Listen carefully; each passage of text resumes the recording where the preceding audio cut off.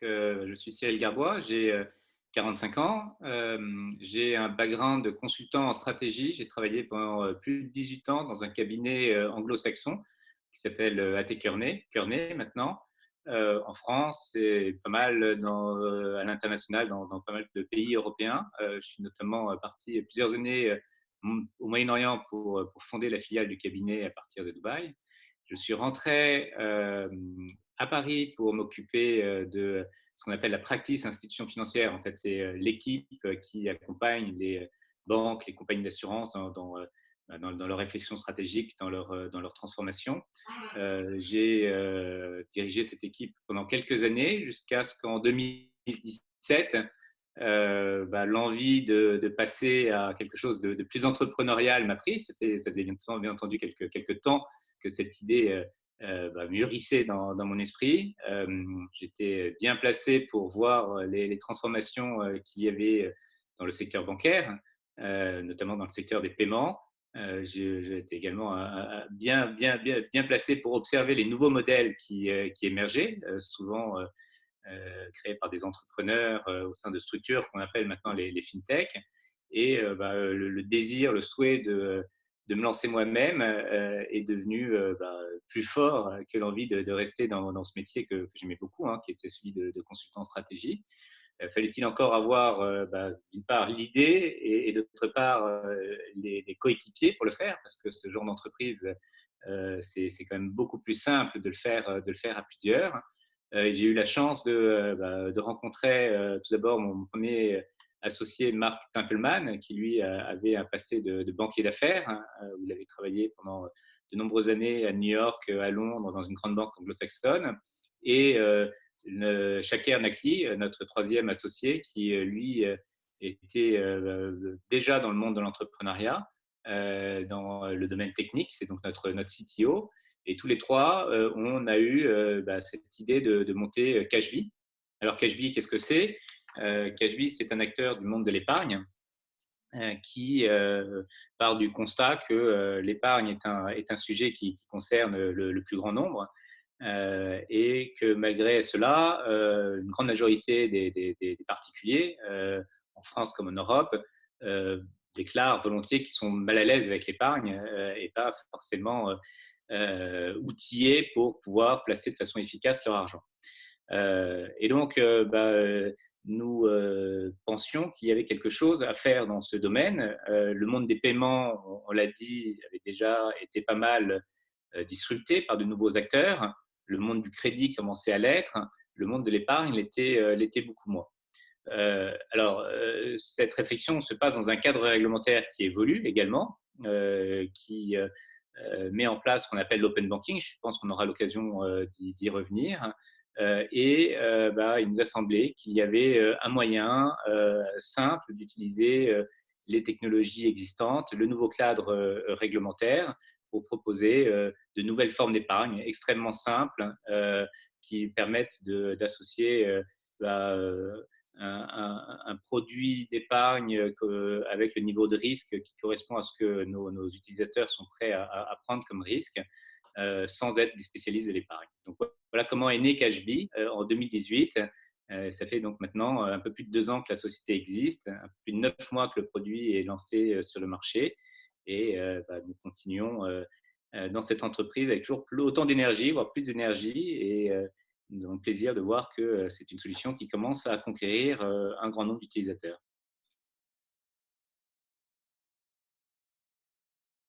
On est parti sur un modèle B2C, donc avec l'objectif de rencontrer directement nos utilisateurs. Ce n'est pas le modèle le plus facile, c'est peut-être le plus ambitieux, mais évidemment, se faire connaître du plus grand nombre nécessite des moyens importants. Il nous semblait important de commencer par le B2C, puisque c'est la meilleure façon de pouvoir véritablement tester le product market fit, de pouvoir avoir un retour direct des utilisateurs. Lorsqu'on lance un produit tel que celui-là, au début, les évolutions sont très rapides. Il ne faut pas attendre d'avoir le produit parfait pour le lancer sur le marché, sinon, évidemment, tu mets beaucoup trop de temps à pouvoir être prêt. Donc, il faut le lancer à partir du moment où tu sens qu'il est suffisamment stable, suffisamment solide, mais il est là pour s'améliorer, pour justement prendre en compte les attentes des utilisateurs. Il me semblait que de commencer ça dans un modèle B2C, c'est ce qui avait le plus pertinent. Néanmoins, on a, dès le démarrage, on avait clairement en tête le fait que c'était un modèle qui pouvait évoluer vers ce qu'on appelle du B2B2C, c'est-à-dire de pouvoir faire des accords de distribution avec des acteurs en place, des acteurs plus traditionnels, alors que ce soit des banques traditionnelles ou des néobanques ou des banques en ligne qui pourraient avoir un intérêt à associer à leur offre actuelle une brique d'épargne, particulièrement d'épargne court terme, puisque c'est sur là-dessus que Cashbee se spécialise. Et nous avons quasiment, dès le démarrage, dès le lancement, commencé à engager ces discussions.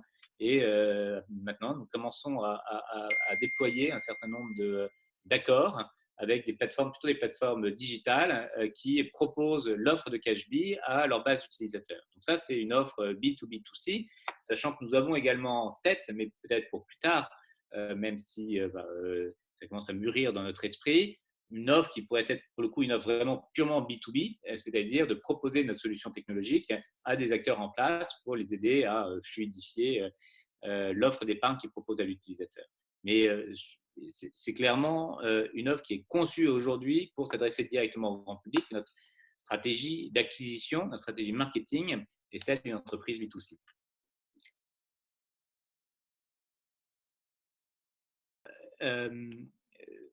Il faut revenir un petit peu à la réglementation et à ce qu'elle a changé dans le monde bancaire. Nous, on opère dans un cadre réglementaire qui est celui de la réglementation de la directive européenne sur le paiement, précisément la deuxième directive européenne sur les paiements, qu'on appelle DSP2, qui a introduit un certain nombre d'évolutions assez structurantes dans le monde des paiements liées à la sécurité du paiement, à la sécurité du consommateur, mais également qui a introduit une notion assez fondamentale qui est celle que les données personnelles, donc les données de compte, appartiennent aux clients et n'appartiennent pas à la banque. Ces données, elles ont beaucoup de valeur puisque sur ce que dit un compte bancaire de nous, c'est notre mode de vie, c'est notre mode de consommation, c'est évidemment nos habitudes financières, mais également nos habitudes de consommation. Et ça, l'interprétation de cette donnée et ce qu'on appelle la monétisation de cette donnée, c'est un enjeu assez considérable, plus particulièrement dans un contexte où il devient de plus en plus difficile pour les banques de faire de la marge sur des produits d'intérêt, sur des produits de crédit, parce qu'on est dans un contexte de taux bas et probablement pour longtemps. Et donc, toutes les banques cherchent à trouver de nouvelles sources de revenus. Il n'a échappé à personne que l'exploitation de cette donnée pouvait créer des nouvelles opportunités. Comment justement ce que dit cette directive, c'est que l'utilisateur, le client est maître de ces données et de ce fait, il peut y donner accès à des acteurs, à des tiers qui ne soient pas sa banque pour lui proposer d'autres produits que celui que lui propose la banque. Il faut voir que le monde de la banque, c'est un monde qui finalement est assez monopolistique. C'est-à-dire que lorsqu'on rentre en contact, en relation avec une banque, généralement à l'occasion d'un crédit immobilier ou d'un déménagement ou d'un démarrage dans la vie active, eh bien, on a une relation quasiment exclusive avec cette banque qui, du coup, non seulement vous a fournit le crédit immobilier, très souvent l'assurance de crédit qui va avec, et puis finalement l'ensemble des moyens de paiement qui sont associés à votre compte bancaire, les cartes bleues, les chèques, etc. Et lorsque vous commencez à épargner, c'est généralement vers cette banque que vous tournez pour ouvrir un livret A, un livret jeune, puis un contrat d'assurance vie, un PEA, etc. Donc on est dans une relation finalement qui est assez exclusive et qui ne va pas de soi finalement. C'est un petit peu comme on se disait, est-ce que je vais toujours faire mes courses chez le même boulanger, chez le même boucher ou chez le même marchand d'habits? Non, enfin, l'habitude normale du consommateur, c'est de pouvoir diversifier ses choix. Et il devrait être de même finalement, en tout cas c'est ce que dit cette réglementation pour les produits bancaires. Et donc, cette réglementation a introduit des nouveaux statuts pour ces acteurs auxquels pourraient confier leurs données les utilisateurs. Évidemment, il faut que ce soit dans un monde qui soit réglementé, puisque la donnée bancaire, c'est la donnée personnelle. Donc, il y a évidemment un souci de protéger cette information qui, encore une fois, en dit beaucoup sur nous. Donc, il ne faut pas que ce soit n'importe qui puisse y avoir accès. Donc, la réglementation a créé de nouveaux acteurs financiers, ce qu'on appelle d'une part des prestataires de services d'information sur les comptes, qu'on appelle aussi agrégateurs, c'est-à-dire des gens à qui vous confiez vos identifiants bancaires et qui peuvent vous restituer vos dépenses, vos budgets au travers de toutes vos banques et vous faire donner un certain nombre de conseils financiers. Et puis, il a créé ce qu'on appelle des prestataires de services d'initiation de paiement, c'est-à-dire des tiers qui, à votre demande, peuvent initier des paiements à partir de votre compte bancaire vers un autre prestataire de produits financiers, que ce soit des produits d'épargne comme nous, ou on peut imaginer d'autres types d'acteurs sur d'autres types de produits comme le crédit par exemple. Et donc nous, c'est clairement dans cette réglementation qu'on s'inscrit. Nous avons été agréés par la Banque de France, ce qu'on appelle l'ACPR, qui est l'organe en charge de ces agréments au sein de la Banque de France, en tant que prestataire de services d'initiation de paiement et prestataire de services d'information sur les comptes, ce qui fait de nous un établissement de paiement.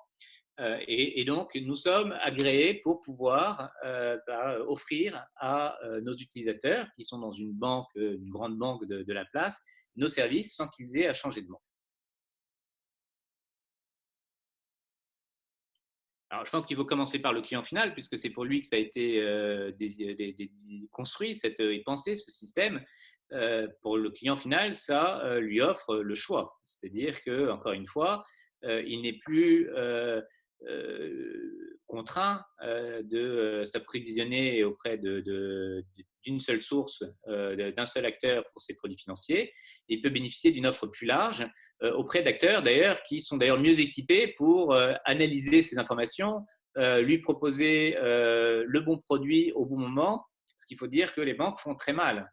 Les banques ont accès à ces données, mais aujourd'hui sont très mal équipées, peu organisées pour la lire de façon intelligente, mettre en place ce qu'on appelle des outils d'intelligence artificielle pour comprendre quel sera le bon moment pour proposer quel produit. Mais encore dans des approches extrêmement traditionnelles de vente un petit peu à la chaîne de produits. On dit aujourd'hui, c'est le mois de la loi Pinel, et puis il y a tous les conseillers financiers qui appellent tous leurs clients pour leur vendre de la loi Pinel. Ça, c'est l'ancien modèle, c'est-à-dire on considère, c'est la banque qui veut pousser un produit, il y a des actions françaises des jeux, tac, on essaie de les pousser aux clients parce qu'on s'est engagé à vendre des produits la Française des jeux.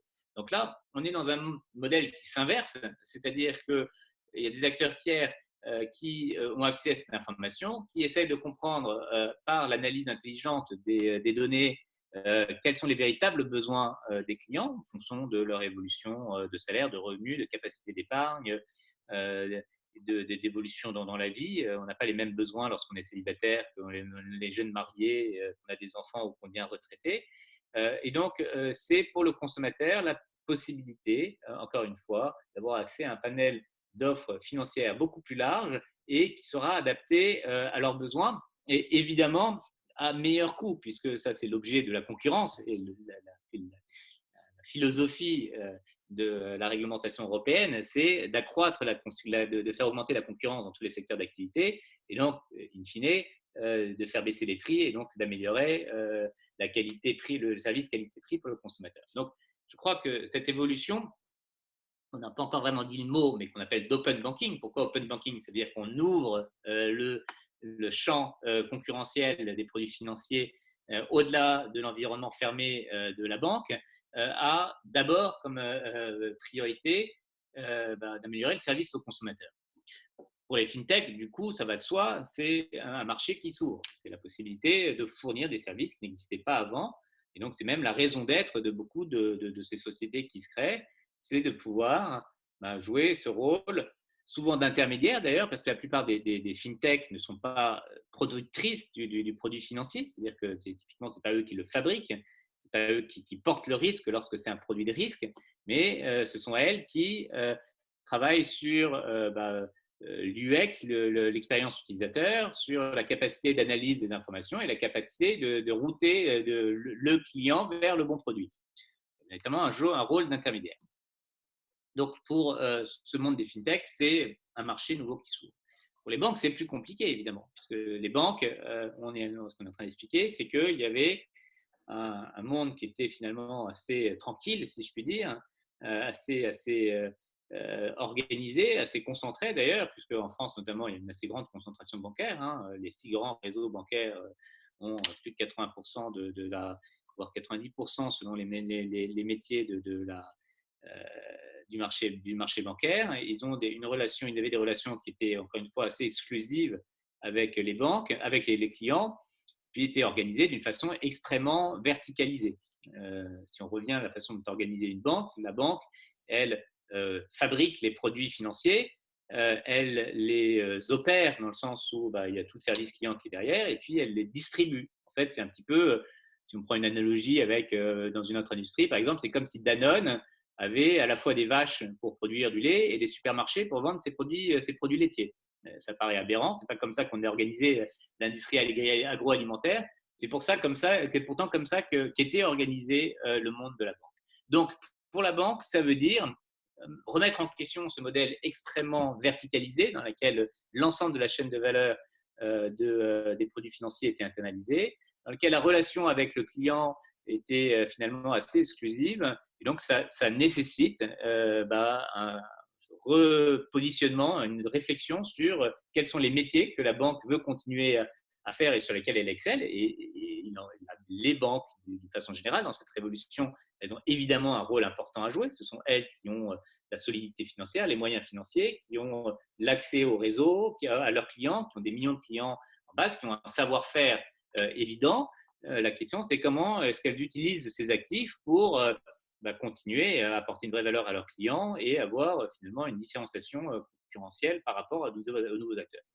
Et il faut dire que cette réflexion stratégique, ce repositionnement des banques, elle ne fait que s'amorcer et c'est un secteur qui est amené à continuer à se transformer de façon assez forte dans les années, voire décennies à venir. C'est un secteur qui aurait pu se transformer beaucoup plus radicalement à l'occasion de la crise d'il y a une dizaine d'années, de 2008.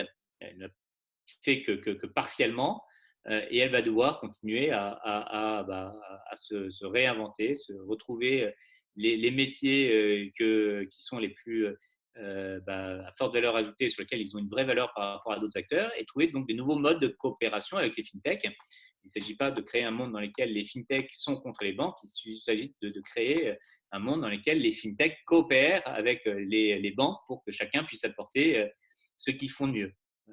Les fintechs apportent leur capacité d'innovation, leur capacité à bouger rapidement et à proposer, à mettre sur le marché des nouveaux produits en un temps très rapide.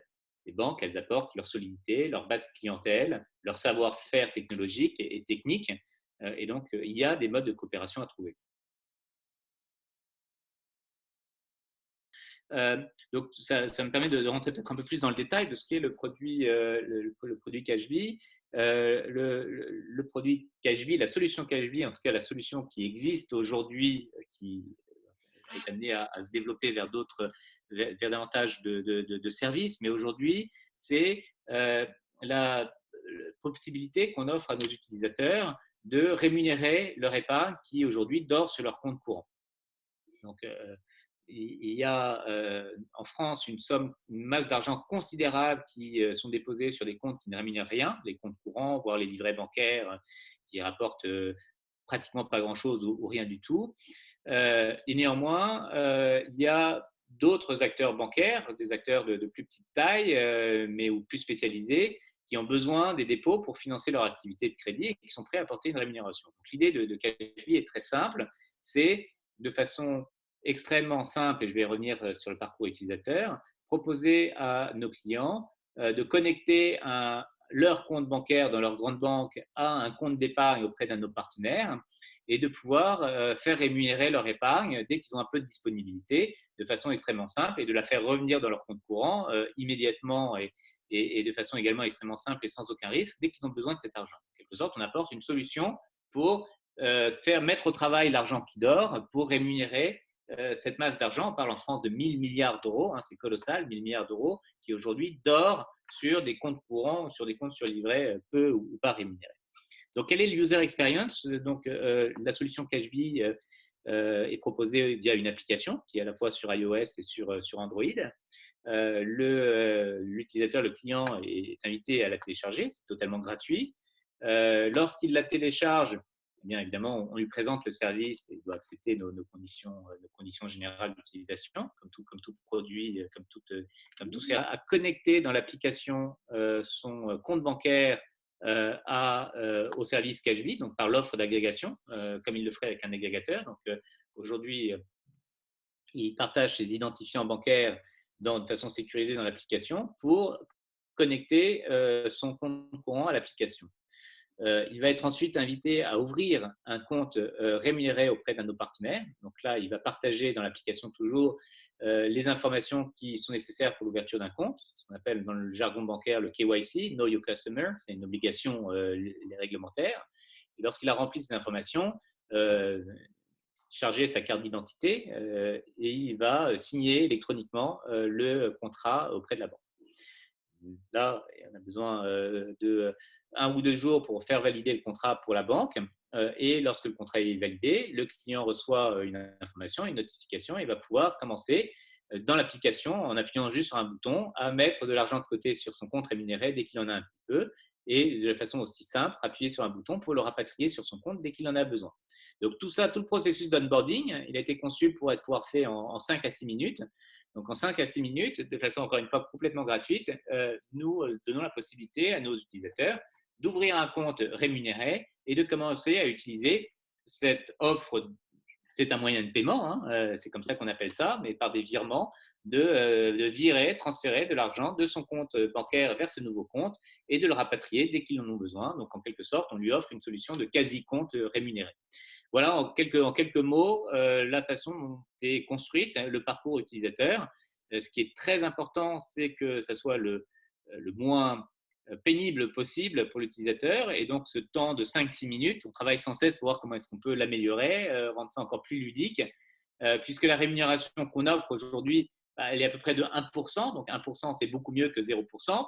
Ce n'est pas non plus une somme, une rentabilité qui justifie un effort considérable de la part du client. Donc, il faut que ça soit quasiment un arbitrage évident. J'investis quelques minutes de mon temps et je peux commencer à rémunérer l'argent qui aujourd'hui est sur mon compte courant et qui ne rapporte rien. Plusieurs leviers qu'on teste sans cesse. Hein. Encore une fois, on est une entreprise qui a 9 mois, donc on ne peut pas prétendre au bout de 9 mois d'avoir trouvé de façon certaine l'ensemble des recettes d'acquisition, mais on en a testé certaines avec succès. Donc tout d'abord, il y a de la communication relations presse, donc on est accompagné par une agence de relations presse qui nous permet de pousser nos annonces, que ce soit nos annonces de lancement d'un nouveau produit, nos annonces de levée de fonds, les grands jalons, milestones qu'on atteint en termes de nombre d'utilisateurs, etc. Ça fait l'objet de publications, de communications, d'interviews dans la presse. Donc, la présence qu'on a dans les journaux, essentiellement les journaux économiques, hein, évidemment, ont des retombées chez nous. En matière de croissance, d'acquisition organique, il y a également un gros effort que nous faisons tous de création de contenu, c'est-à-dire d'écriture, d'articles. On a un blog qui est extrêmement nourri. On utilise les réseaux sociaux pour pousser dans nos réseaux ce contenu. Tout un travail de SEO qui est fait autour de ça pour essayer de faire en sorte qu'on parle des thèmes qui sont des thèmes intéressants pour les utilisateurs, qu'on a une architecture dans notre site qui fasse que les liens soient bien repérés par le moteur de recherche. Donc, il y a tout un effort de SEO, de création de contenu, qui est également très important. Il y a des opérations de communication que nous faisons personnellement en allant faire des différents types d'interventions dans des entreprises. On fait beaucoup de speech pour parler aux directions d'innovation, de la façon dont on innove dans le secteur bancaire. On parle de nos parcours d'anciens dirigeants d'entreprises qui ont souhaité devenir entrepreneurs. Donc, on parle dans les écoles, on fait des cours dans des universités et des écoles. Tout ça, ça participe à faire connaître l'offre Cashby et de faire comprendre dans quel environnement, évidemment, une telle offre peut se développer. Donc ça, c'est tout ce qu'on appelle l'acquisition organique, qui finalement n'a comme coût que le temps qu'on veut bien y mettre et y consacrer. Il y a un coût, évidemment, on ne peut pas le négliger. Et puis ensuite, il y a tout ce qui est acquisition payante. Et là, nous avons un budget marketing. J'en ai pas parlé, mais on a bien sûr, au moment de la création et un petit peu plus tard, eu l'occasion de renforcer nos capacités de financement auprès de banques, ensuite auprès d'investisseurs. Et donc, cette capacité financière, elle nous a servi d'une part à construire nos équipes. On est aujourd'hui une douzaine de collaborateurs au sein de Cashbee, donc avec notamment un gros focus sur toute la partie technique, parce qu'on est une entreprise technologique, et que les développeurs, ça coûte cher dans le monde actuel, parce que tout le monde, évidemment, a besoin de ces compétences. Mais c'est également de l'argent, un budget qui nous permet d'investir dans des campagnes marketing, donc des campagnes payantes. Et pour ça, donc, on a différents canaux d'acquisition qui sont testés et évalués de façon quasi quotidienne. Il y a évidemment l'acquisition via Google, les Google AdWords, il y a l'acquisition via Facebook, il y a l'acquisition via LinkedIn. Écoute, on teste, on regarde quotidiennement et fait des points hebdomadaires très précis pour savoir ce que nous a coûté l'acquisition d'un client par tel et tel canal. Ça évolue de façon quotidienne, de voir quel est le profil des clients qu'on acquiert via tel et tel canal, parce qu'évidemment, nous, on est dans un métier d'épargne, donc on va plutôt chercher des clients qui ont une capacité d'épargne importante on adapte et on ajuste au fil du temps et on commence à avoir une idée de plus en plus précise justement de quels sont les canaux qui sont les plus efficaces. C'est un monde qui est donc est en évolution rapide lié à trois aspects. Il y a trois forces motrices dans la transformation du secteur bancaire. Tout d'abord, il y a la réglementation, on en a parlé, une réglementation qui pousse à l'ouverture du secteur, à donc en quelque sorte casser ce silo très, très intégré dont je parlais tout à l'heure et cette relation exclusive qui favorise l'émergence de nouveaux acteurs et de nouvelles offres, donc qui a pour vocation ultime de donner davantage de choix aux consommateurs et de lui donner accès à une offre de plus grande qualité. Donc ça, c'est un des premières forces très importantes. Et deuxième facteur qui est lié au premier, qui est les évolutions technologiques. Donc, les évolutions technologiques, elles sont de plusieurs ordres.